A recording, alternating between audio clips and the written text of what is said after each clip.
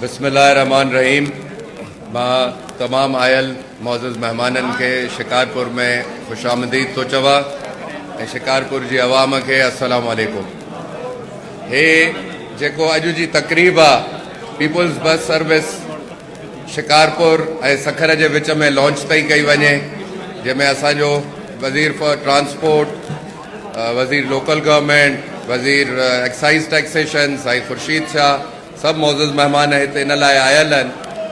तव्हांखे ॿुधाईंदो हलां त जेका पाकिस्तान पीपल्स पार्टीअ जी क़यादत बिलावल भुट्टे साहब जो ई ऐं पार्टीअ जो जेको मंशूर आहे त जेको सिंध जो अवाम में ग़रीब तरीन तबिको आहे उन्हनि खे ख़ुशहाल करिणो आहे, उन्हनि जी ज़िंदगी, उन्हनि जो तर्ज़ ज़िंदगी बहितर बणाइणो आहे।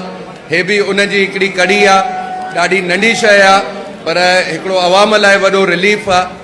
हिन महांगाईअ जे दौर में जाते माण्हू पेट्रोल डीज़ल अफोर्ड नथो करे सघे, इलेक्ट्रिसिटी अफोर्ड नथो करे सघे, ॿिज बाण नथो अफोर्ड करे सघे, उते सिंध गवर्नमेंट इन्हनि तबिकनि में रिलीफ प्रोवाइड करे थी।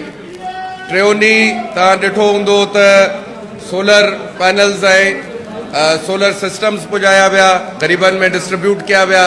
अॼु हे बस सर्विस जो हितां आगाज़ कयो वियो आहे त जेके बि अहिड़ियूं शयूं हूंदियूं पार्टीअ जे मंशूर मुताबिक़ तव्हां ताणी अवाम ताणी लीडरशिप जे तवसुल सां ऐं हे तव्हांजे चूंडियल नुमाइंदनि जी मार्फत तव्हां ताणी पुॼंदियूं ऐं तव्हां इन जो माण्हुनि खे ख़्याल बि करिणो आहे। जीअं हिकिड़ी सरकारी प्रॉपर्टीअ जी असां वटि तासुर रहियो आहे त मालिकी न थींदी आहे, ओनरशिप न थींदी आहे, पर हिन दफ़े तव्हांखे हिननि खे पंहिंजी शइ सम्झी हिननि जी मालिकी बि करणी आहे ऐं संभाल बि करणी आहे। तव्हांजी वॾी महिरबानी। Thank U.